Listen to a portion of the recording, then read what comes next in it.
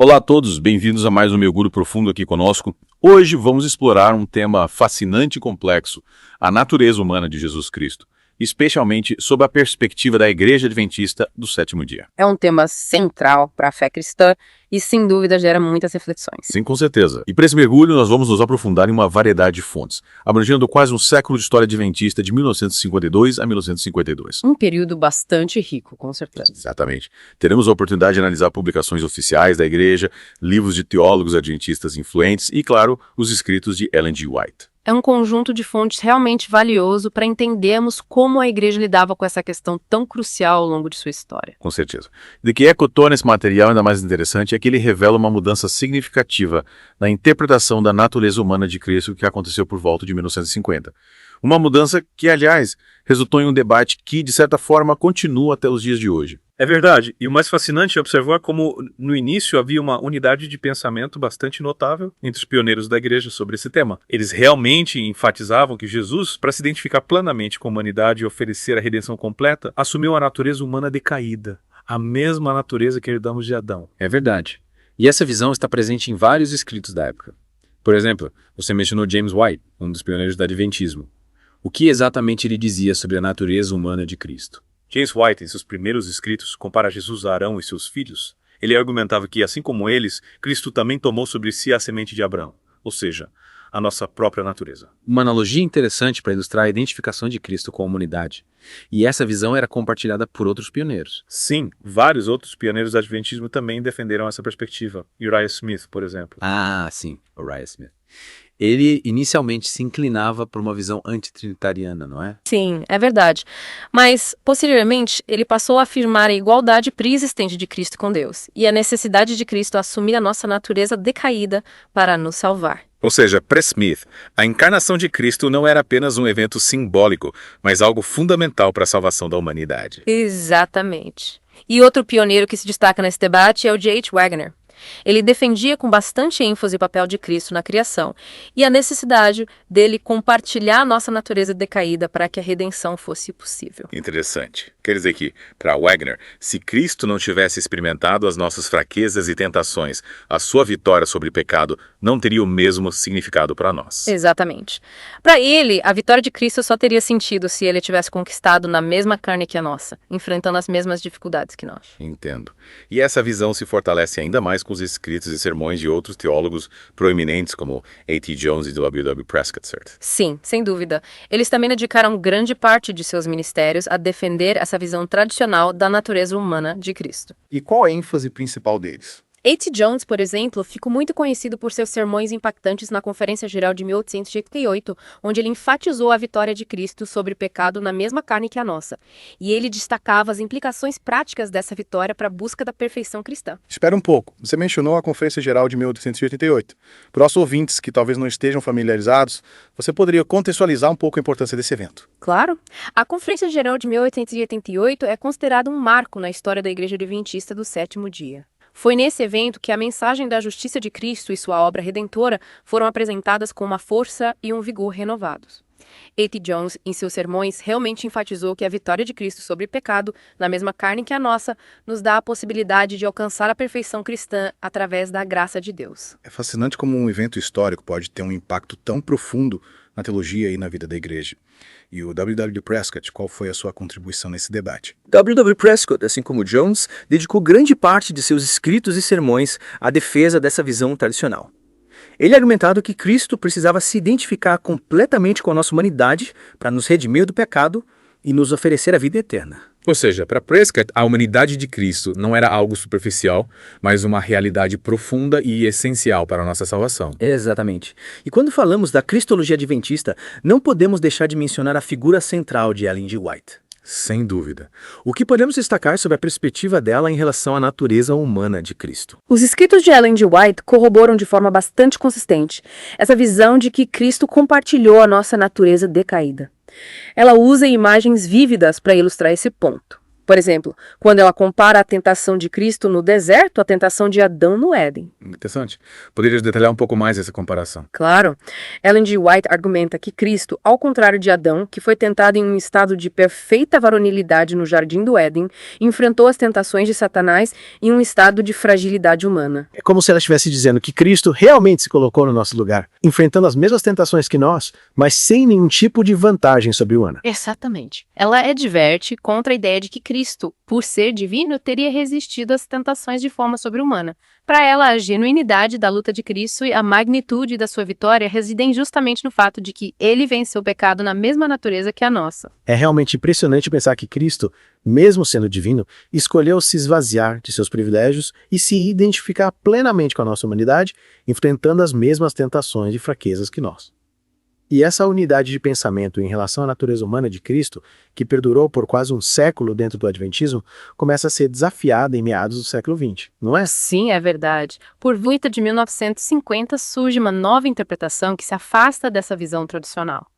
E essa mudança, impulsionada por diversos fatores, desencadeia uma controvérsia que, de certa forma, perdura até hoje dentro da Igreja Adventista. Mas essa é uma história para a próxima parte do nosso mergulho. É isso mesmo. Vimos até aqui que os pioneiros adventistas defendiam, com uma unidade notável, a visão de que Cristo, para nos redimir, assumiu nossa natureza humana decaída.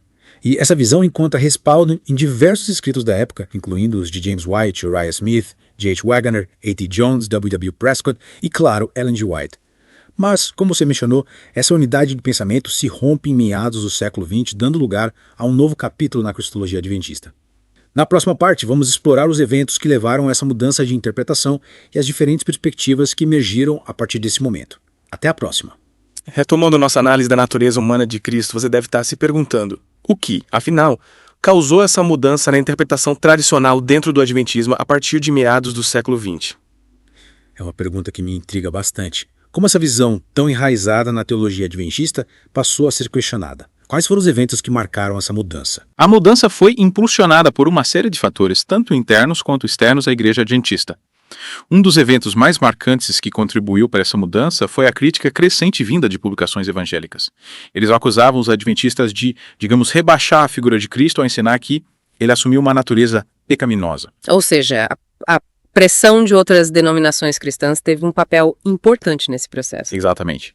E essa pressão se intensificou ainda mais com a publicação do livro Questões sobre Doutrina, em 1957. Questões sobre Doutrina, uma obra que gerou bastante debate, não é? Sem dúvida. Esse livro buscava apresentar a teologia adventista ao público evangélico e trazia uma cristologia revisada, que colocava ênfase na natureza humana de Cristo como sendo sem pecado, semelhante à de Adão antes da queda. Então, essa nova interpretação, que alguns chamam de pré-lapsaiana, significaria que Cristo tinha uma natureza humana como de Adão antes da queda, sem a mancha do pecado. Sim, essa é a essência da visão pré-lapsariana. A argumentação é que, para ser o nosso Salvador, Cristo precisava ser absolutamente puro, livre de qualquer pecado. Se ele tivesse assumido a natureza humana decaída, teria herdado também a culpa e a inclinação para o pecado, o que o impediria de nos redimir. Entendo. Mas essa mudança na cristologia não foi aceita passivamente por todos os adventistas, certo? De forma alguma. A publicação de questões sobre doutrina gerou uma grande controvérsia dentro da Igreja Adventista. Diversos teólogos e líderes da Igreja se posicionaram em defesa da visão tradicional, argumentando que essa nova interpretação representava um abandono de um pilar fundamental do Adventismo. Ou seja, a mudança na cristologia acabou dividindo a Igreja Adventista. Sim, podemos dizer que sim. M. Andreasen, um dos teólogos adventistas mais proeminentes da época, publicou vários artigos e cartas alertando sobre os perigos de se abandonar a visão tradicional da natureza humana de Cristo. E quais eram os principais argumentos de Andreasen em defesa da visão tradicional? Andreasen argumentava que a nova interpretação, ao negar que Cristo compartilhou a nossa natureza pecaminosa, enfraquecia a mensagem da salvação e minava a própria base da experiência cristã.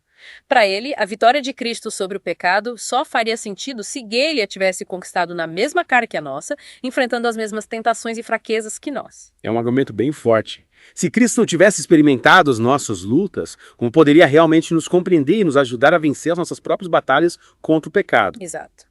Para Andreasen, a identificação de Cristo com a nossa humanidade era essencial para a nossa salvação. Ele argumentava que se Cristo não tivesse assumido a nossa natureza decaída, a sua vitória sobre o pecado não teria o mesmo significado para nós. É como se a vitória de Cristo só tivesse real impacto, se pá. Ele tivesse lutado as mesmas batalhas que nós. Sim, essa é a ideia central. E a controvérsia sobre a natureza humana de Cristo gerou um intenso debate dentro da Igreja Adventista, com publicação de artigos, livros e cartas explorando diferentes aspectos da cristologia. A revista Ministry, por exemplo, publicou artigos explorando ambos os lados do debate. Interessante. É como se a Igreja Adventista, em vez de tentar abafar um debate, buscasse criar um espaço para o diálogo e a reflexão sobre essa questão tão complexa. Exatamente.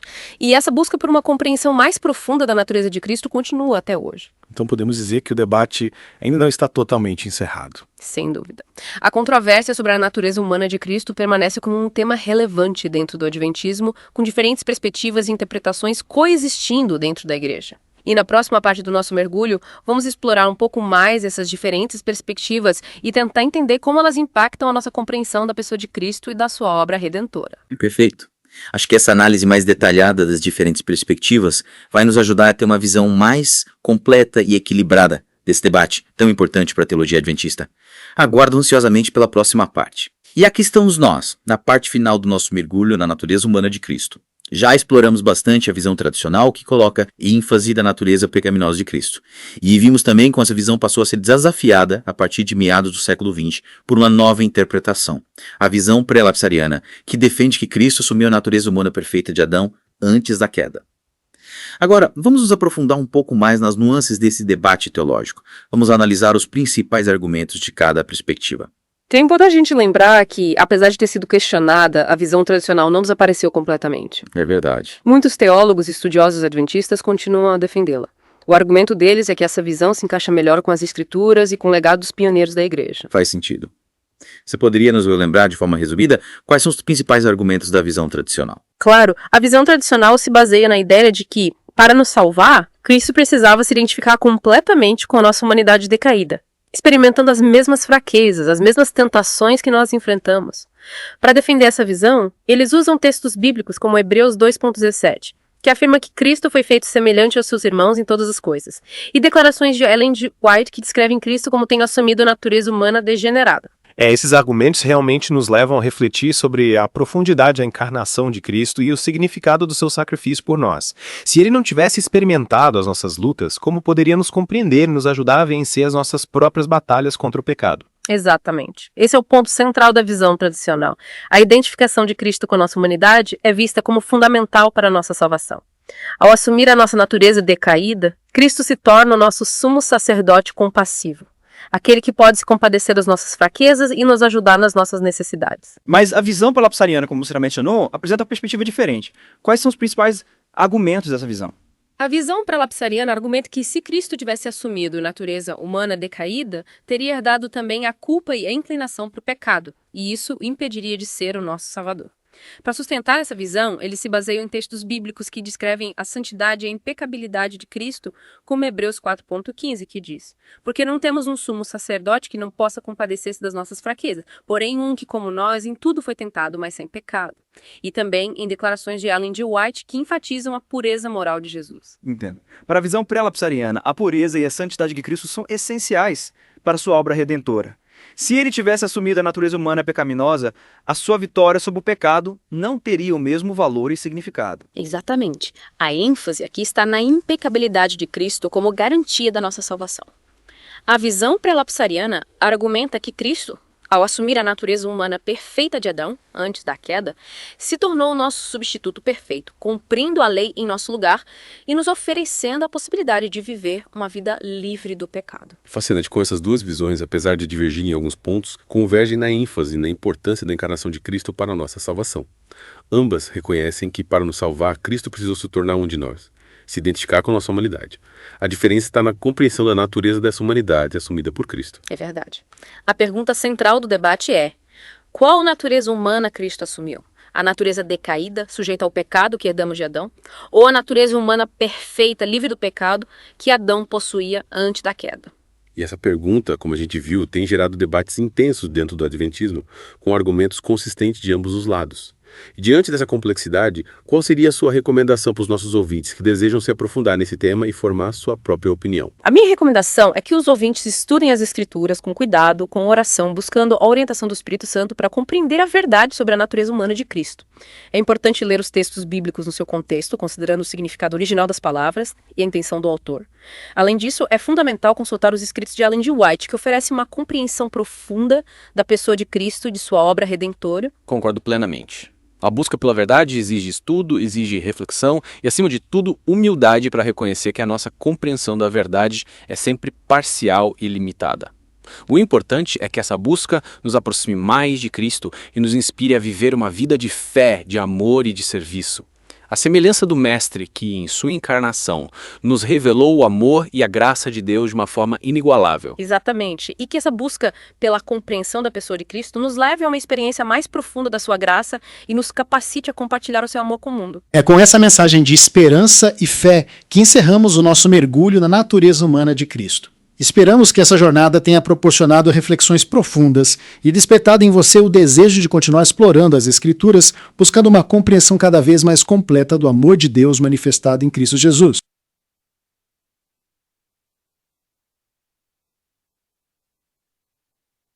Olá a todos, bem-vindos a mais um Mergulho Profundo aqui conosco.